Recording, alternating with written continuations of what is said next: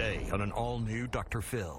She's on husband number 10. 10 times, really? One was cheating on me. One would not tell me that he loved me. He would only say ditto. I've made a list of your criteria. Male, breathing. Number 6 was amazing when we first got together. Good breather. You got 3 cheaters, a doping biker, and a peeping Tom. Who the hell were you turning down? Today's going to be a changing day in your life. You've never had anybody working harder to bring you to the threshold of change than right now.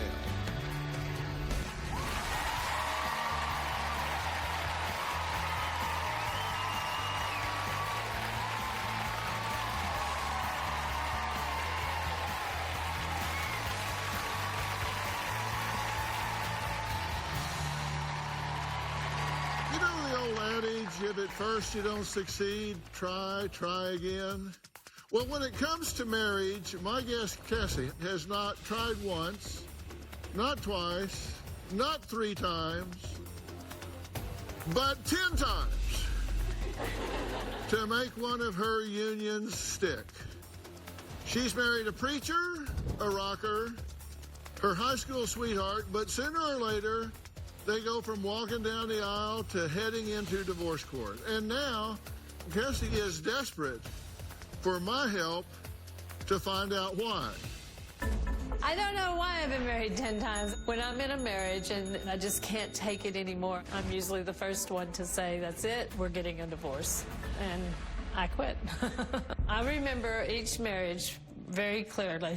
Unfortunately, I've not ever married for money. I believe that I have been in love with each person that I have married.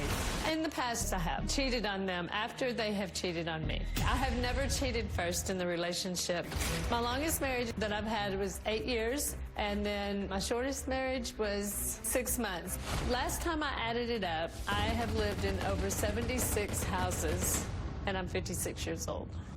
Right now, I am not happy with where my life is at. I am on the verge of ending the relationship between me and husband number 10. He thinks I'm a control freak and that is causing problems in our life. It's just that I don't want to spend the rest of my life alone. I don't care how many marriages it takes. I will keep trying until I find the one that can love me.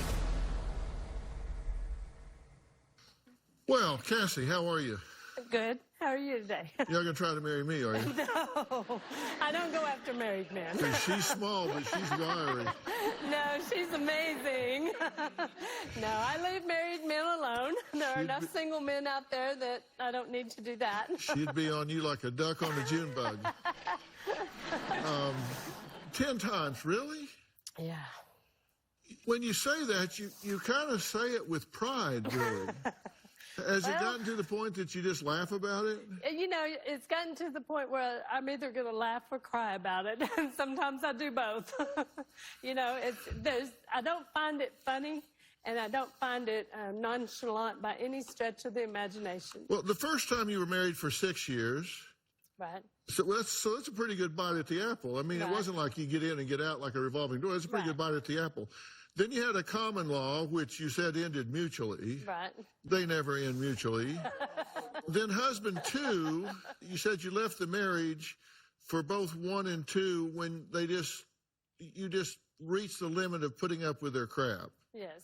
And husband number 2 would not say we had been married for 7 years and we had a son together. He would not say the words to me, I love you. Okay, but you were with him for 7 years. Right. And how long did you court? How long did you date? How long were you engaged? 2.5 years. Okay, now, you're not a slow learner because you're a successful businesswoman. Right. So did he in 2.5 years say I love you? He would say it, yes. There were times that he would say it. But then once we got married, then he would not say it at all. You didn't see any red flags in 2.5 years? No. After we got married, he would only say ditto. Anytime I said I love you, he would say ditto. Okay, then husband number 3 was 4 years. Yes. So we've got 6 years, then he threw in a common law in the middle, and then 7 years, and then 4 years. Right. And so, I mean, that's 13, 17 years. So you weren't just popping in and popping out. Right. And then number 10 is the man that I'm with now. So when I look at this, you got 1, 2, 3 cheaters, a doping biker, and a peeping Tom. Who the hell were you turning down?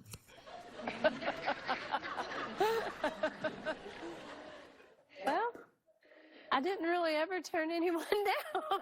Well, apparently not. I mean, so your criteria was, well, I made a list of your criteria. Male, breathing. A little bit more than that, but you know, it was always amazing. Like I'll use number 6 as an example. He was amazing when we first got together. Good breather. Rented a limousine, and we went to different places, and he spoiled me and pampered me and just lavished on me for about 6 months, and then it was like, it was done. And we didn't go in after 6 months. We didn't go anywhere. We didn't go out. It just stopped. He didn't want to do anything or go anywhere. This was number what? Number 6. Somewhere along the way, 1, 2, I don't know, 3, 4, did it ever occur to you that maybe you should step out of the marriage game for a while and sit on the sidelines? And I did. I mean, there's a couple of, like, between 1 and 2, come on. there's You've been 3 married years. 10 times. Seriously, let's be honest with But each other. between 1 and 2, there's 3 years. And then between,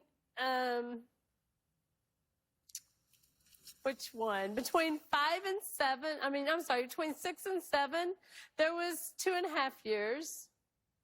And that's pretty much the longest.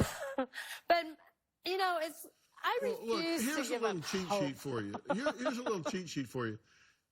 If you're getting married 10 times, you're not very good at it. And You would think. No, seriously, you would think practice you'd get better. I'm not good at picking. No, them. but listen, if you're in a leaky boat, you don't drill a hole to drain the water. True.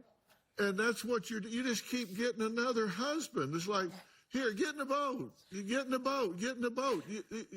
Wouldn't you want to think I need to figure out what's wrong before I do this again? And I did try that. When I was married right before I married number 4, I went to number 2 and I asked him, and number 3, and I asked both of them, what is it that I can do different to have a successful marriage? Because I'm getting really tired of this.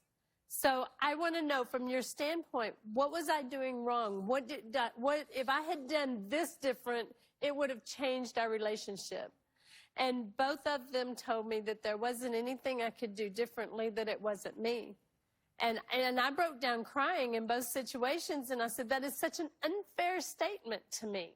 Because you're saying I was perfect, yet I'm going through the pain of having to go through the loss and get married again, you know, and find a partner again. Well, and I don't like that. Are you lying to yourself about this? No. Because your kids tell a different story. Oh, I know what my kids have to say. No, your kids tell a very different story.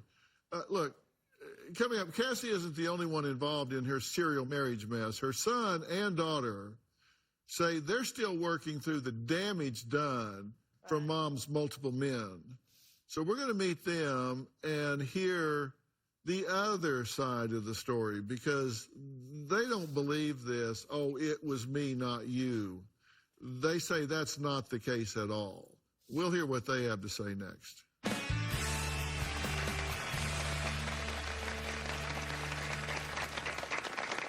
My whole life, my mom has been with a different guy. She marries for money, not for love or happiness. I lived in at least 7 different houses when I was a child. I didn't really ever have my own room. I never really had my things there. So I don't think that jumping from man to man is working out for her. I think my mom's scared to be alone. And later, what the hell are you doing smoking dope with your daughter? It was done recreationally, and Oh, well, okay. My mistake then.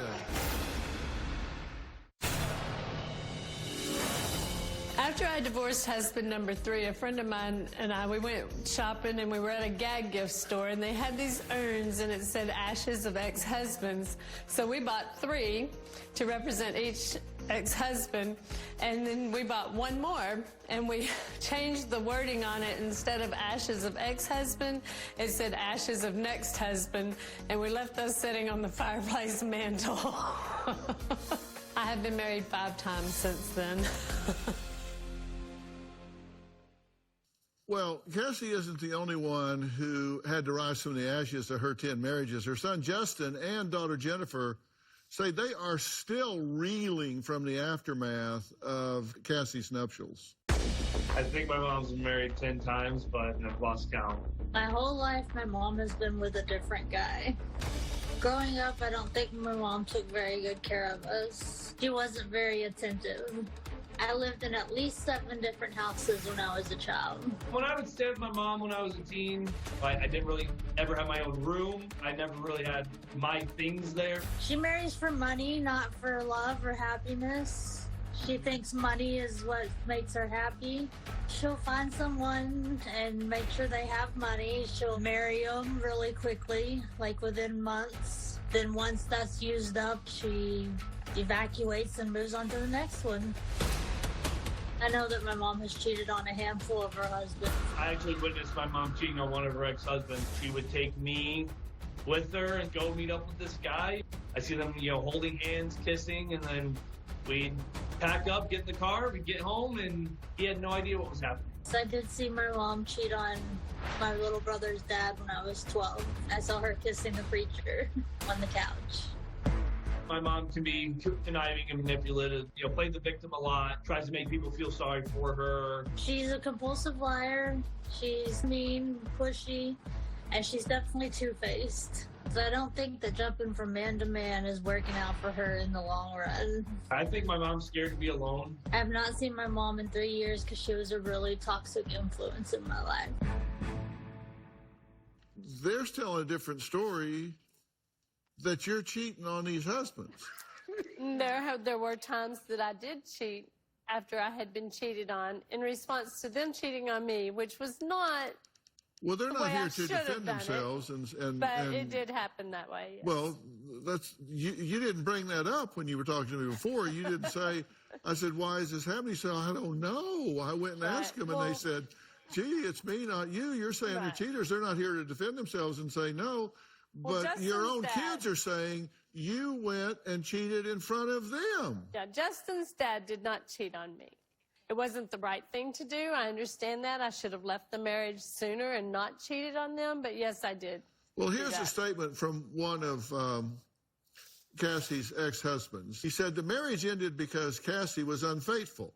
She treats marriage like a job. She won't quit one until she has another one lined up, ready to go. So she's not between paychecks. That's not true. That's not true. Well, it's a theory.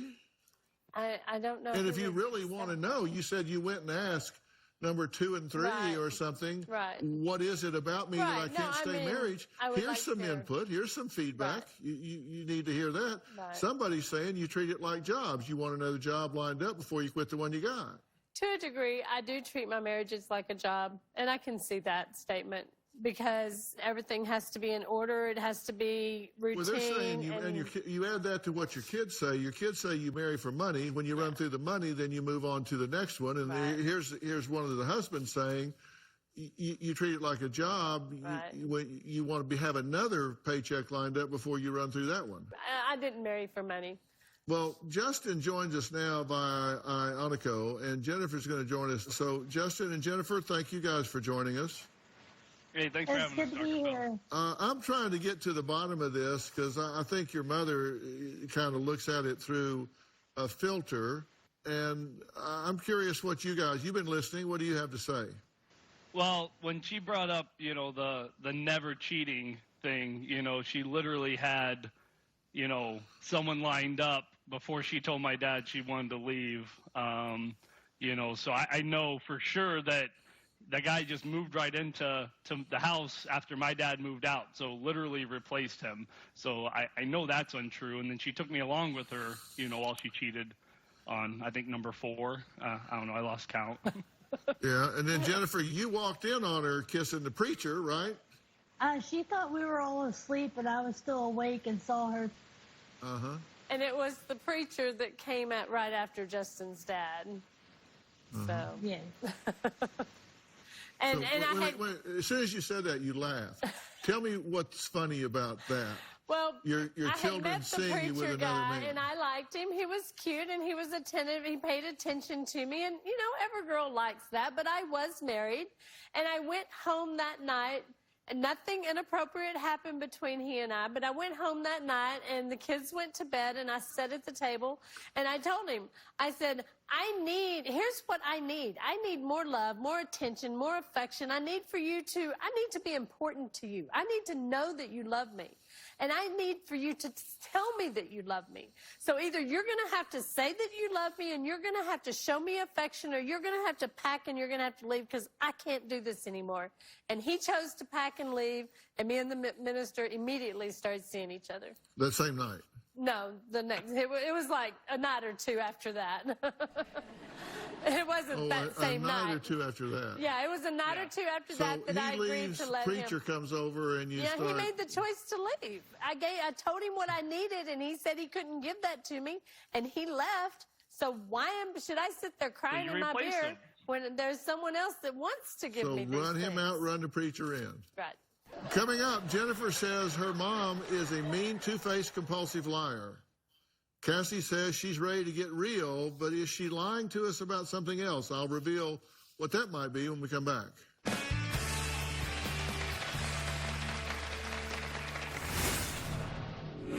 They act like they are my parents. So she's hoping that you agree with her and tell all of us how horrible we're being to her. My mom's life is very unstable. She likes to fight and argue a lot. She has a volatile personality.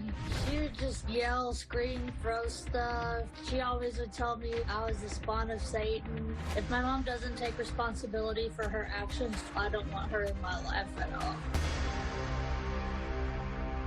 Jennifer says her mom, Cassie, is a toxic narcissist. Her brother Justin says Cassie is kind-hearted, but yet is conniving. They both think that she lies about drug use. My mom was a church mom, and then she flipped her script and became a party mom. I went from this straight-laced church mom, here's the rules, to now we have a new party mom. And it's been very difficult for my children. My mom went from alcohol to using serious drugs, including meth. While I was married to husband number 4 and 5, we smoked meth. It was very sporadic. It was a dabbling in it kind of thing. I tried using meth for the first time when I was 16 or 17, and after Mom found out, she started using with me. I want to say she was around 20 years old, but she was already using it. It wasn't like I brought it into her life. We've used meth together on and off about 20 years. There's 4 years total of meth use between me and my daughter. I have never been a meth addict. She won't admit to any of it. No, I quit. I've been clean for 2 years.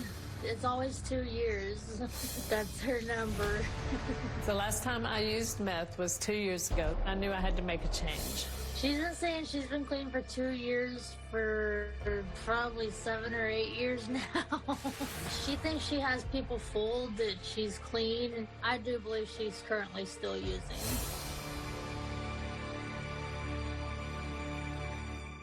Okay. Now, the plot thickens. So during these 10 marriages, you've been doing drugs. No, not through all of them. What? No. And please don't run through all 10 of them. No, I won't. But you've been doing drugs throughout a significant portion of your life. Only 4, 5, and 6. You're going to run through them. And no, just 4, 5, and 6. Well, you've done drugs with your daughter. Yes. You've been doing meth with your daughter. Yes. And that wasn't just through 4, 5, and 6. No, when she was 21. Okay, hold on. you just said no. You said, I did drugs for 4, 5, and 6.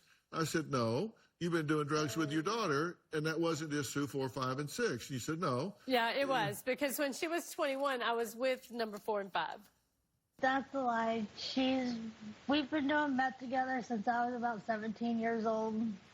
What the hell are you doing smoking dope, doing meth with your daughter? It was done recreationally.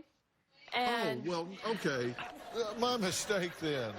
Okay, well, I'm sorry. I misunderstood. I didn't know it was just recreational. Do you hear what you're saying?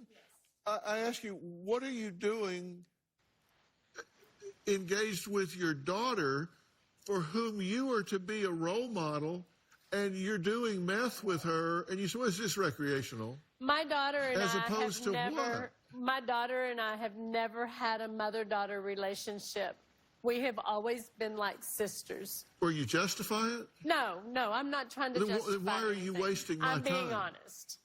It's being blown up bigger than what it was. What? She got married and moved to Colorado.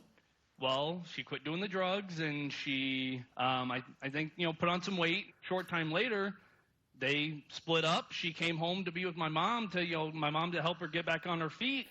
And one of the first words out of my mom's mouth was, "You know how you can get skinny again, don't you?" No, I never said daughter that to her. that's splitting up from her husband that.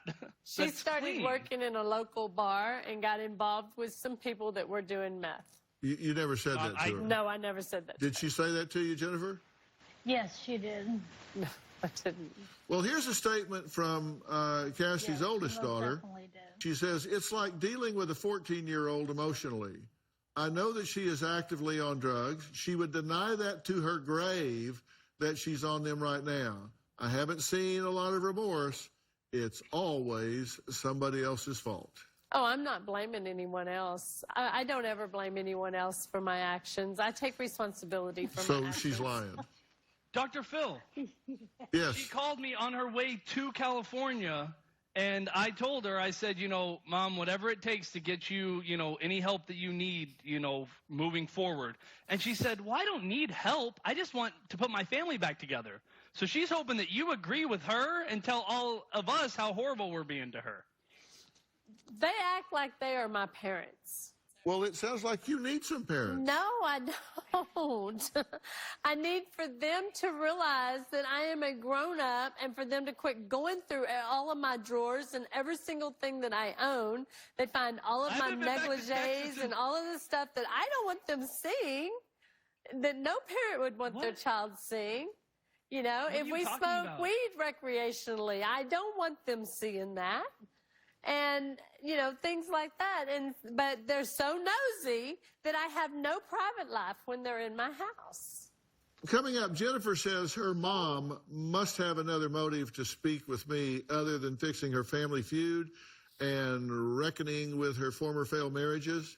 She says her mom always has an agenda. So what does Cassie have to say about that? If there's a hidden agenda, if there's something she's really after, what is it? Maybe we'll find out after the break.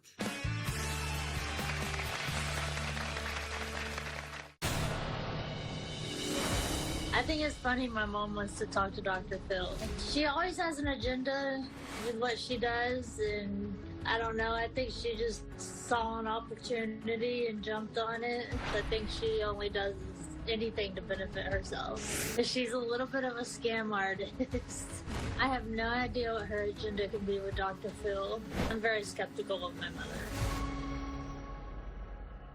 Well, Cassie says she wants to connect with her children, Jennifer and Justin. Now, she's been married 10 times. Now, that counts a few what she calls common laws, including the current one. Now, she really fears that I'm going to tell her to leave her current man, Kevin, whom she, as I say, refers to as a common law husband. Why do you think I would tell you to leave this one? Just because of things that I've had to reach out to my son and my daughter and let them know what was going on in the relationship. I believe it's a relationship that is worth working on, and I don't want to just abandon I don't just abandon relationships at the drop of a hat. I give them warning after warning after warning after warning. I'm not happy. This has got to stop. I can't live with this. This has got to stop. And, you know, as far as Jennifer saying that, you know, I have an ulterior motive, Jennifer lived with me until she was 36 years old. I paid her way. She did not have a job. She would work at a bar, but she'd drink all of her money away. And I supported that child. I bought her at least 5 cars. I've given that child everything I can possibly give her. If I had it, even if it was my favorite thing and she wanted it, I would give it to her. I just wanted her to be happy, and I wanted her to be successful. The only agenda that I have is I want my family back. I just want us to be a family again. Why aren't you? Because in 2018, Jennifer met the man that she's married to. Jennifer, how long have you been in this relationship? We've been married for almost 3 years. And you're not real keen on taking marriage advice from your mother? Is that the point? No, not at all. She knew him for 1 week when they were going to get married. Well, seriously, A month. let me tell you, here's my point. If I'm out at the airport and I'm getting ready to get in an airplane and fly it, and there's some guy standing over here and he's all bandaged up and he's on crutches, and I say, what's wrong with him? Well, he's taken off and crashed 10 times. And I'm getting ready to take off. I don't think I'm going to go get advice from him on how to fly. Right. You know, I think I would stop a car on the road and ask a stranger before I would go ask somebody that's crashed 10 times in a row. Do you really think you have credibility on giving marriage advice to a daughter, and you've been married 10 times, and you've said, I'm not really her mother, I'm her sister. We do meth together. But at this point, at the point that we were... Are you really... No, wait a minute. Answer my question. Okay, I Do you really understand that. think you're credible? You've been married 10 times, and you've done meth with her. I know all the things not to do. No, you don't. In a marriage. Because you keep doing new things not to do. Like And what? then the guy you're with now is just like the guy you were with in the beginning. Well, coming up, the guy now actually says there's only one common denominator in all of Cassie's failed relationships, and we're going to talk to him right after the break.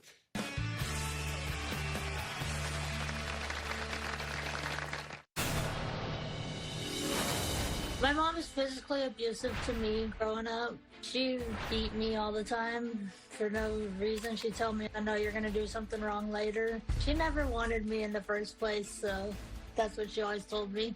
I'm sure it affected my self-confidence growing up. So is she lying? Yes. Why would know why would I lie that about happened. I beat her one time. I overly spanked her one time. one time? It angered me that she was acting up at her grandfather's house when I told her to be on her best behavior. And so I gave her a spanking, and probably it was with a belt, and I hit her maybe 10 to 15 times. And it was it was too much, but it was out of anger, and it should not have happened. But that is the only time I ever beat that child. So I'm just making it up that I got beat. That's just in my head. Yes. No, I don't think You got so. spankings a lot because you wouldn't do what you were told to do. You broke Justin's wooden sword from medieval times across my back. No, I did not. I remember crying because I didn't have a sword anymore. So you did spank her numerous I did times, spank my children, but you yes. only categorize one of them as a beating. Right. Well, Cassie's common-law husband, Kevin, says he doesn't want marriage.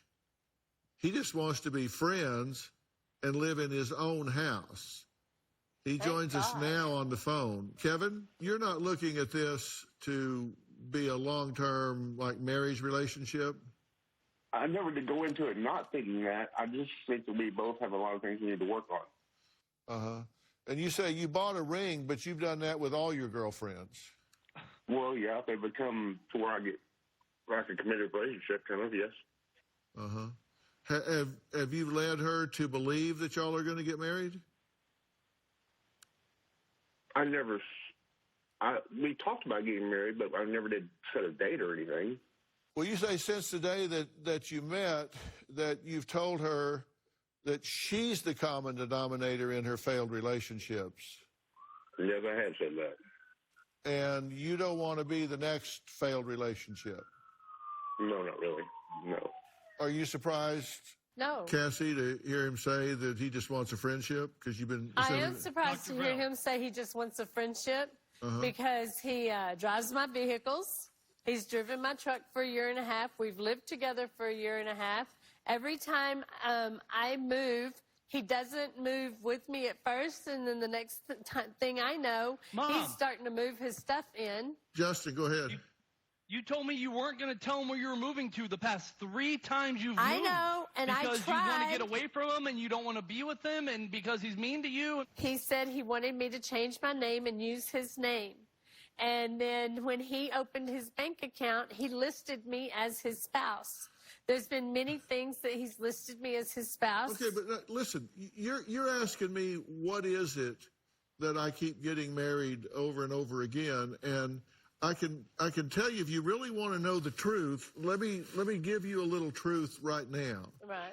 You got a guy on the phone here that's saying to us, "I just want to be friends," And that's fine. No, hear me. I am perfectly fine with that. No. Hear me.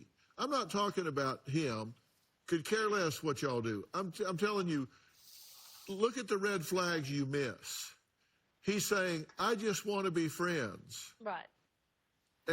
But then he's saying clearly they're mixed. No, let me. No, I'll let you finish. I'm sorry. I'm not going to say anything. Go ahead. Welcome to my world, Dr. Phil. Yeah. I think I'm beginning to get this. You don't really want to know. I do want to know. Then listen. But You're not listening. with number 10, there are extenuating circumstances that he's not talking about. She clearly doesn't want to hear the truth about a damn thing from me. We'll be right back.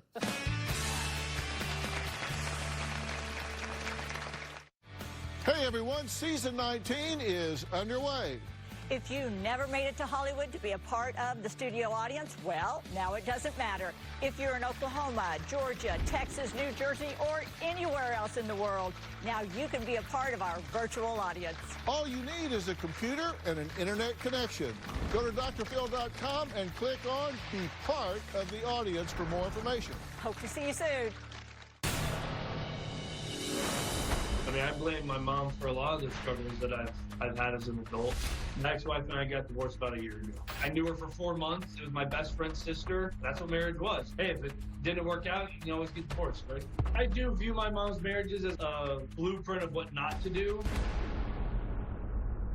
Justin says after his divorce last year, he's currently engaged again, and his new fiance doesn't want any drama at the wedding.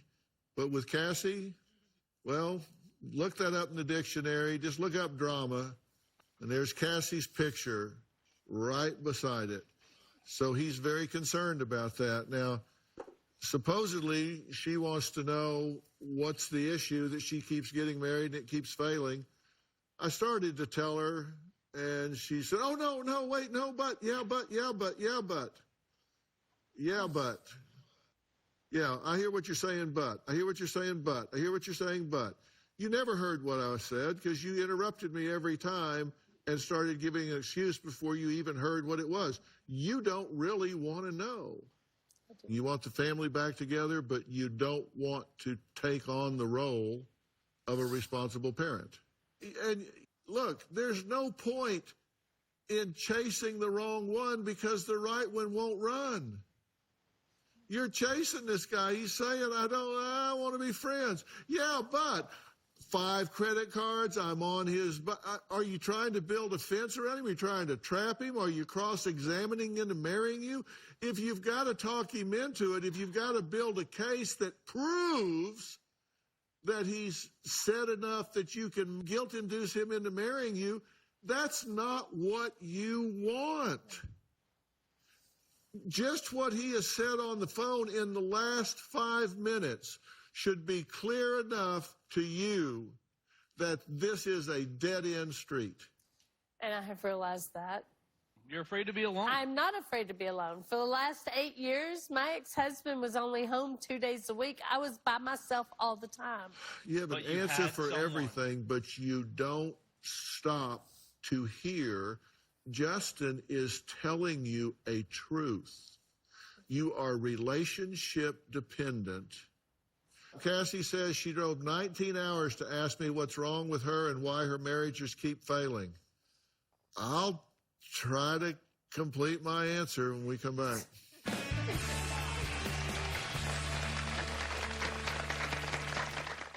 Cassie, I'm going to give you some advice that's real clear, okay? Real clear. You're relationship dependent. You've just gone from one to another. It's just become a habit with you. And you say, I want my family back. Then here's my advice for you.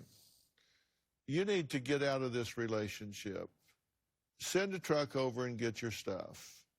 But you need to get out of that relationship, and you need to stay out of a relationship for at least a year, and you need to put your focus on rebuilding the relationship you have with your 3 children. That needs to be the focus of your relationship. And you need to build the relationship you have with yourself. You need to observe yourself doing well in this life without being dependent on a man. You don't need to be in a relationship to be okay.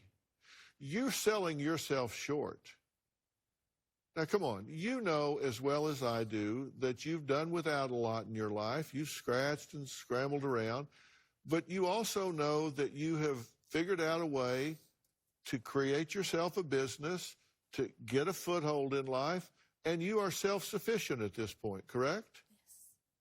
Yes. And whatever your relationship is with drugs, if you want to self-destruct, you're right, your kids can't tell you what to do. If you want to self-destruct, then every time you do that, you know this is a conscious choice. I'm choosing to self-destruct instead of have a relationship with Justin, instead of have a relationship with my daughters. I'm making a choice. What's more important, my children or getting high? And you just have to know when you make that decision, that's the choice you're making. You're saying, kids, you don't count, getting high does. And if you go home and continue to have drama going back and forth with Kevin, and he's there and he's not there and he's there and he's not there, you'll never have a healthy relationship as long as you continue to get in relationships that are toxic. Yeah, I know we're in a pandemic right now, and I'm gonna jumpstart you with 10 great sessions with a therapist. With Doctor On Demand, which is a company that we're involved in. My son founded this company. So they do teletherapy. You sit right in your office or right at home and on the screen, and you can talk to them and say all the yeah buts you want, and they'll listen to them for a little while, and then they'll say, okay, you can't say yeah but anymore. We're going to now talk about moving forward. Right. And then they may invite Jennifer to be involved. They may invite your older daughter to be involved. They may invite Justin to be involved for some family paradigm, making a plan so you can move forward. If you want your family back, I will help you create a family constellation that's healthy. But it can't happen if you're doing what you're doing. You have to stop. And you have to stop this toxic relationship pattern you're in and say, the most important thing to me is my family, so I'm putting them first. I'm going to set this up for you right away, okay? Now, if you at home want your own Doctor On Demand, you can get it too. Just go to the Google Play Store or the Apple App Store, and you can download the Doctor On Demand app. To make it easier for you to see a board-certified doctor from the safety of your own home. And if you have Medicare Part B, everything is free. Put yourself first for a change. You think you do, but you don't. I don't. I want to thank all of my guests today. If you'd like more information about today's show, log on to drphil.com. You can join me on Facebook, Twitter, Instagram. I'm everywhere. And don't forget to subscribe to Robin's podcast, I've Got a Secret.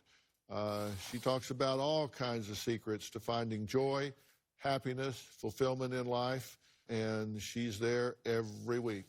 We'll see you next time. So long.